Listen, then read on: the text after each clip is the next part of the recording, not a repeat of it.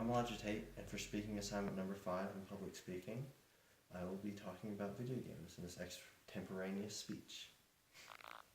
So we have our video games. Why is it that we play them? Why do we enjoy them? Why do we like to kick back, relax, shoot some news? Why is that? Well, for one thing, we all find them very entertaining. It's a good use of time, if you'd say, or a waste of time when you have nothing else to do. But let's see, what's so good about them? Why is it that there are some beneficial things to be had from video games? Because I've heard too many times from parents, video games are no good for you, they're a waste of time, and you shouldn't even deal with them. But these little violent video games that we all love so much, running around, stabbing people, shooting them, doing whatever we wish. Some of us find as an escape from reality itself. And actually, there are some things that can be learned from them. Rise, Son of Rome and Assassin's Creed. You get to learn stuff about the past.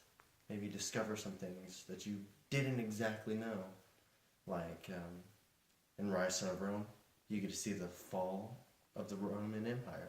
You get to see why, the internal corruption within it, the incoming assaults and whatnot. And you also get to learn about their form of combat.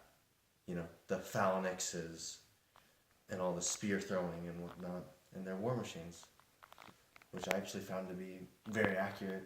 It interested me enough to actually research the topic itself about it, and I found it to be actually very accurate. In Assassin's Creed, all the climbing and whatnot isn't have anything to do with history, but some of the concepts behind it actually are historically based, like their time zones in which they are set. The American Revolution, the French Revolution.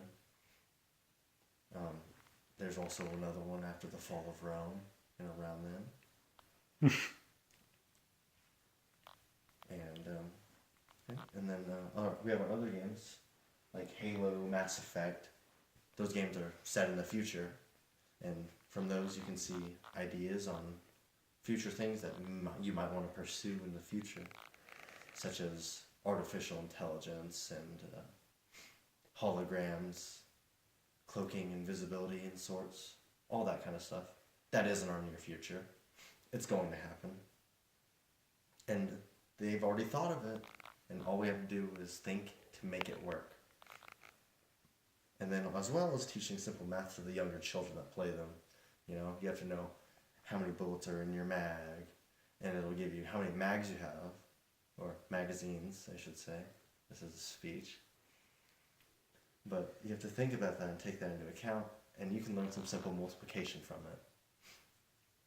And then we have our other games, our fantasy games that we play.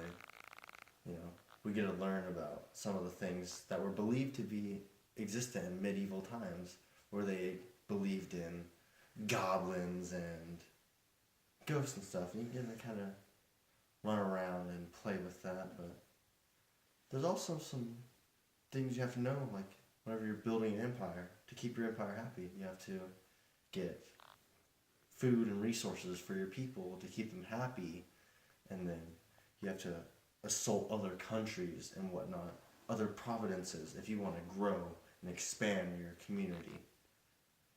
And with a larger community, you have a much larger chance of being attacked.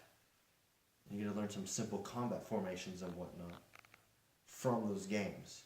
But they definitely do come with some drawbacks. Video games can be highly addictive, extremely time consuming. You know, some games, we think it's our destiny to go and hunt for strange coins, and you'll spend hours and such doing so, and maybe you can lose track of time, forget about an assignment. I know it's happened to me before, but as long as you can manage your time wisely, you don't have a problem with it. And video games really aren't much of a problem, except that some of the kids there, I know they pick up some bad habits looking like they work at Burger King, as they talk trash to other people and whatnot throughout the game. Because I know I've definitely had some nasty things said to me by children. But honestly, it's in our near future, it's in our pop culture. So many people already talk like that. Most of our major pop stars and whatnot all speak like that.